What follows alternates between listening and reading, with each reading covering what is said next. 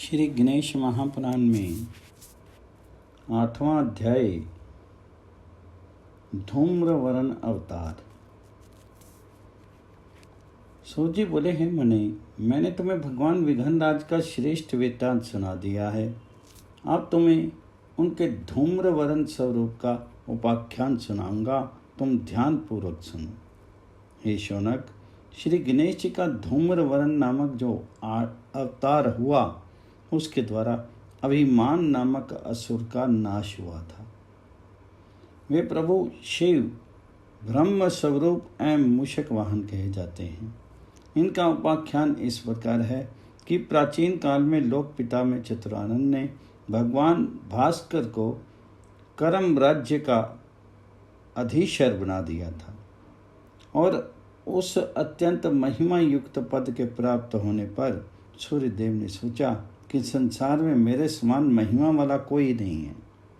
उन्होंने पुनः सोचा, कर्म के प्रभाव से चतुरानन सृष्टि रचते, उसी से भगवान श्री हरि संसार का पालन करते तथा उसी से शिवजी संसार कार्य में समर्थ होते हैं। शक्ति भी शिव का पालन पोषण कर्म के बल पर ही करती है। इस प्रकार सभी अपने अपने कर्म के अधीन हैं और मैं समस्त कर्मों का संचालन करने वाला देवता हूँ। इससे स्पष्ट है कि सभी मेरे अधीन हैं। इस प्रकार अहंकार पूर्वक विचार करते करते सहसा उन्हें छींक आ गई, जिससे एक सुंदर पुरुष की उत्पत्ति हुई। वह महाकाय और महाबली था। उसके नेत्र भी बहुत विशाल थे। वे पुरुष दैत्य गुरु शुक्राचार्य के पास गया और प्रणाम कर एक और खड़ा हो गया। दैत्य गुरु ने उसे देख करके पूछा, तो कौन है? यहाँ किस प्रयोजन से उपस्थित हुआ है? सभी बात विस्तार पूर्वक मुझे बता। वह पुरुष विनय पूर्वक बोला, प्रभु, भगवान भास्कर कुछ विचार कर रहे थे, तभी उन्हें छींक आ गई। मैं उसी छींक से उत्पन्न हुआ हूँ। इस प्रकार इस पृथ्वी पर तो अनाथ और आश्रयहीन ही हूँ। आपकी कीर्ति सुनकर ही यहाँ आया हूँ और आपके अधीन रहता हुआ आपकी आज्ञा पालन करता रहूँ, ऐसा मेरा विचार है। शुक्राचार्य ने कुछ देर ध्यान अवस्थित रहने के पश्चात कहा, तुम्हारी उत्पत्ति सूर्य के अहंकार से हुई है। इस कारण तुम्हारा नाम अहम एवं अभिमान होगा। तुम गणेश के षोडक्षरी मंत्र ओम गण गोम गणपति विघ्न विनाशने स्वाहा के जप अनुष्ठान पूर्वक उन्हें भगवान गजानन को प्रसन्न करो। अभिमान ने उनकी आज्ञा सुनकर के प्रणाम किया और अनुष्ठान की विधि सीख करके चला गया और वहाँ स्नान आदि से निवृत्त होकर के अनुष्ठान करने लगा। उसने 1000 दिव्य वर्ष तक गणराज का ध्यान करते हुए कठिन तपस्या की। मूषक वाहन गण अध्यक्ष प्रसन्न हो गए। अभिमान ने देखा कि भगवान प्रकट हो गए। उनका गजेंद्र के समान मुख, एक दांत, 3 नेत्र, सर्प जैसे कान एवं विशाल उदर हैं। वे चतुर्भुज स्वरूप प्रभु अपने कर कमलों में पाश आदि आयुध धारण किए हुए हैं। उनके अद्भुत रूप के दर्शन करके अभिमान हर्ष विभोर हो गया। उसने तुरंत ही उन मंगलों के भी मंगल वरदराज को भक्ति भाव से प्रणाम किया और फिर उनका पूजन कर स्तवन करने लगा। इससे संतुष्ट हुए भगवान गजानन ने कहा, हे सूरत, मैं प्रसन्न हूँ, वर मांगो।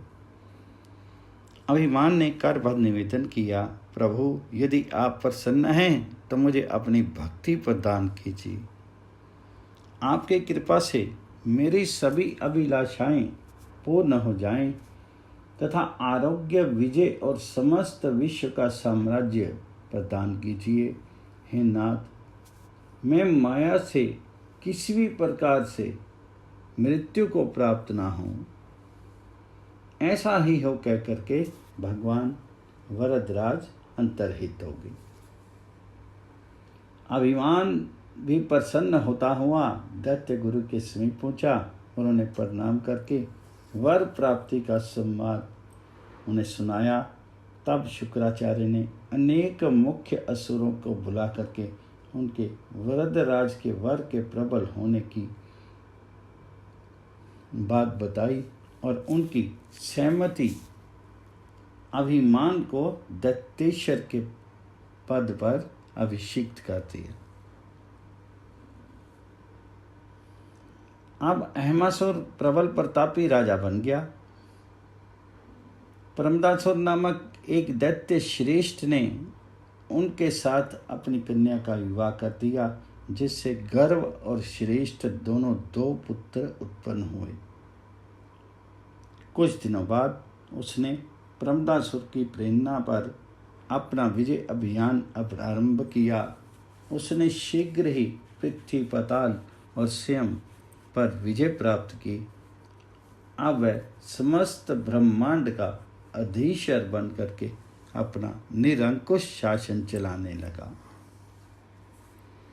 एक दिन अधर्म धारक नामक असुर ने उसकी सभा में जाकर के कहा, असुरेश्वर, अपने समस्त विश्व को आपने वश में कर लिया है और पूरे ब्रह्मांड पर एक छत्र राज्य करते हो, किंतु गिरी, गुहों और भयंकर अरण्यों में छिप करके रहते हुए देवता असुरों के समूह उन्मूलन के लिए निरंतर प्रयत्नशील हैं और वे हमारे छिद्र की ताक में रहते हैं। यदि उन्हें अवसर मिला तो वे हमारा संहार करने में पीछे नहीं हटेंगे। इसलिए जहाँ तक संभव हो उनका अस्तित्व समाप्त कर देना चाहिए। वे सब यज्ञ आदि कर्मों द्वारा पोषण प्राप्त करते हैं, इसलिए उन कर्मों की समाप्ति बहुत आवश्यक है। अहंतासुर ने उनकी बात मान ली और यज्ञ आदि कर्म नष्ट करने का आदेश दे दिया। इस कारण असुरों ने उन समस्त कर्मों का खंडन आरंभ कर दिया तथा देवताओं की खोज के उद्देश्य से वनों और पर्वतों को भी नष्ट करने लगे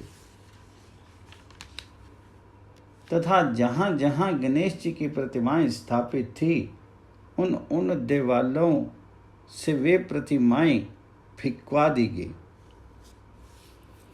और उनके स्थान पर उस अहंतासुर ने अपनी प्रतिमाएं स्थापित करा दी।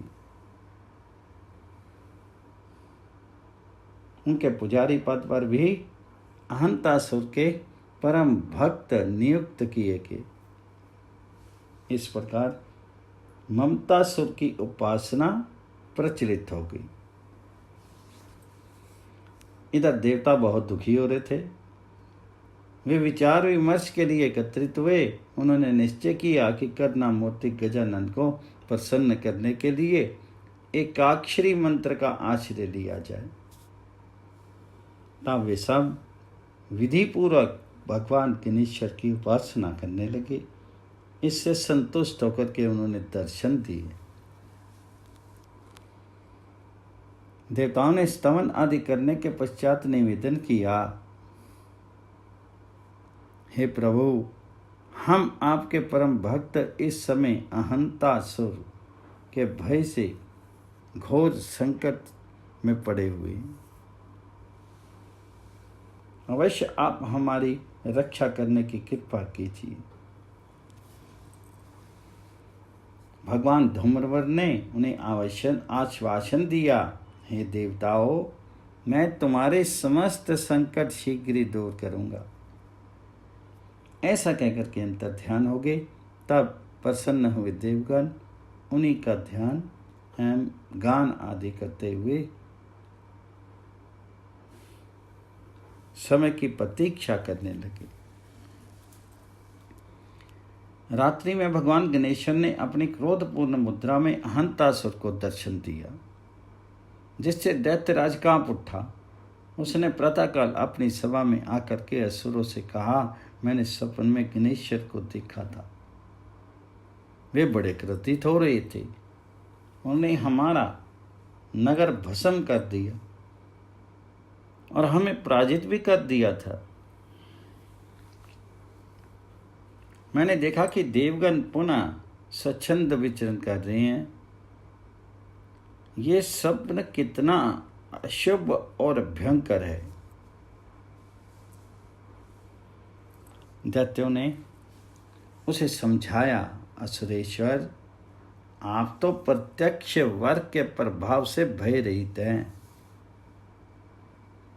सब तो मिथ्या होते हैं। उनसे प्राप्त किया हुआ धन मिलता नहीं है और दिया हुआ धन जाता भी नहीं है। इसलिए सपन के शुभ अशुभ पर विचार व्यर्थ है। दैत्यराज मौन हो गया। इधर देव ऋषि नारद का आगमन हुआ तो उससे उनका बड़ा सत्कार किया। उन्होंने भगवान धूम्रवरण को संदेश दिया कि तुम मेरे ही वर से प्रबल हुए हो, इसलिए मेरे प्रकोप से नष्ट भी हो जाओगे। अतः शीघ्र ही समस्त अधर्म कार्यों का त्याग करके मेरी शरण में आओ,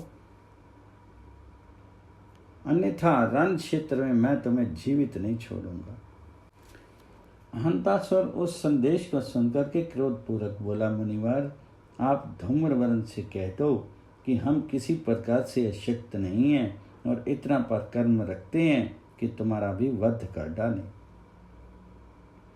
नारद जी चले गए। इधर अहंतासुर ने क्रोधपूर्वक देवताओं को खोज खोज करके मारना आरंभ कर दिया। नारद जी ने भी भगवान धूम्रवरण गणेश्वर की असुर की गर्भोक्ति सुना दी। इससे देवताओं में और व्याकुलता फैल गई। वे कातर स्वर में गणराज की प्रार्थना करने लगे। भगवान जी ने उन्हें आश्वासन दिया, देवताओं चिंता मत करो, मैं लीला पूर्वक ही उसका गर्व खंडन किए देता हूँ। तुम यहाँ बैठे रह करके मेरे कार्य का अवलोकन करो। ये सुनकर के उन्होंने अपने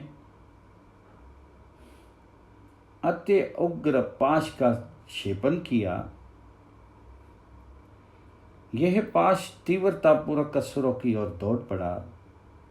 उसे जहाँ जो कोई भी असुर मिला उसी को उसने मार डाला। वह 5 नगर, ग्राम, घर, तहखाने आदि में भी पहुंच करके असुरों का वध करने लगा। उसकी गति अबाध थी, कोई भी उसे रोकने में समर्थ नहीं था। इससे असुरों की बस्तियां उजड़ गई और समस्त दैत्य राक्षस हाय हाय करने लगे। अहंतासुर उनसे बहुत चिंतित और व्याकुल हुआ। उसके पुत्रों ने उसे सांत्वना दी, पिताजी, हमारे होते हुए आप क्यों चिंता करते हैं? वह माया में धूम्रवरण हमारा कुछ भी नहीं बिगाड़ सकता। हम उसकी माया को आसुरी माया से शीघ्र ही नष्ट कर डालेंगे। आप हमारा पराक्रम तो देखिए। इधर दैत्यराज उनके आश्वासन से शांत हुआ और उधर उसके पुत्र विशाल असुर सेना के साथ गणेश्वर से युद्ध करने की इच्छा से नगर में से बाहर निकले। तभी उस तेजस्वी पाश ने वहां आकर के सभी असुरों को भस्म कर दिया। अहंतासुर के दोनों पुत्र भी उस पाश के तेज से दग्ध होकर के परलोक चले गए। अहंतासुर ने सुना तो वह समस्त दैत्य सेना के सहित रण क्षेत्र में आ गया। पाश तो अब भी सक्रिय था ही, वह उनकी सेना को रुई के ढेर के समान भस्म करने लगा। इस प्रकार कुछ ही समय में उसकी समस्त दैत्य वाहिनी नष्ट हो गई। तब 5 अहंतासुर की ओर बढ़ने लगा। ये देख करके उसने शीघ्रतापूर्वक दूर भाग करके अपने प्राण बचाए। फिर वह हाँफता कांपता दैत्य गुरु की सेवा में पहुंचा और उन्हें प्रणाम करके बोला, प्रभु, धूम्रवर्ण के माया पाश के समक्ष मेरी एक भी नहीं चली। समस्त दैत्य सेना मारेगी और मैं बड़ी कठिनाई से बच करके यहाँ तक आ सका हूँ। हे गुरुदेव, मुझे वह वरदान प्राप्त हो। अमोघ अस्त्र थे, उनके निश्चल होने का क्या कारण है? शुक्राचार्य बोले, मूर्ख, उन गण अध्यक्ष को भूल गया जिन्होंने वर प्रदान करके तुझे प्रबल और अजय बनाया था। उन मायातीत प्रभु की इच्छा ही इतनी प्रबल है कि तीनों लोगों को समस्त क्रियाएं उसी से चलती हैं।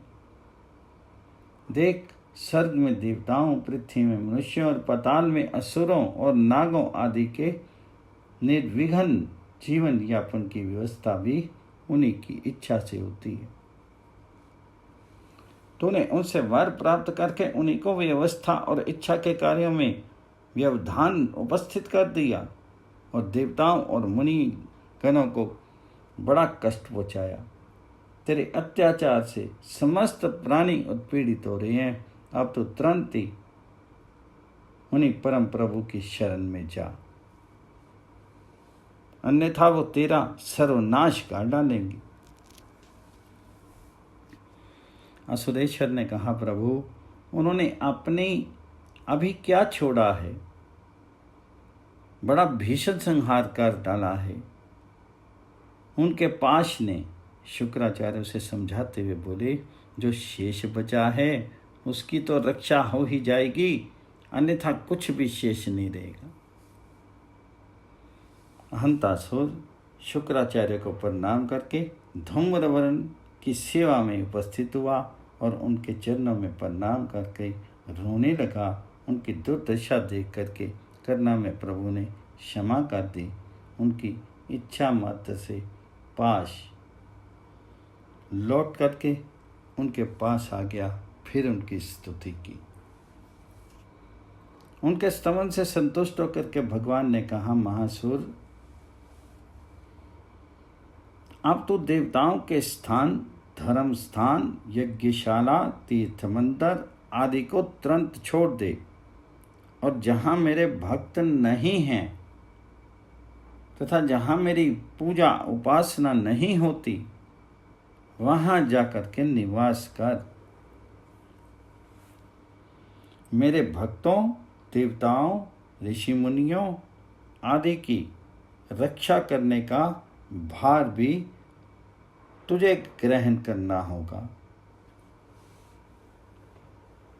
अहंतासुर ने उनके आदेश पालन का वचन दिया और पुनः उनकी स्तुति करने लगे।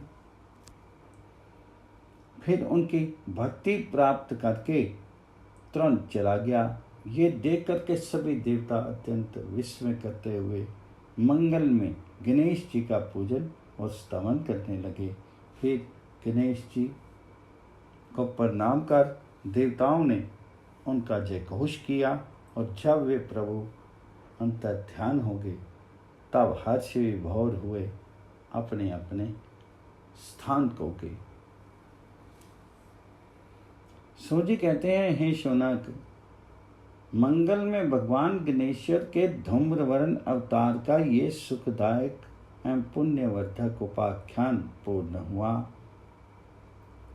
इसे जो भक्त परम भक्ति भाव पूर्वक श्रवण करता है वह सदैव ऐश्वर्य से संपन्न होता है। इनके द्वारा भोग और मोक्ष की प्राप्ति होती है। ओम गण गणपति नमः।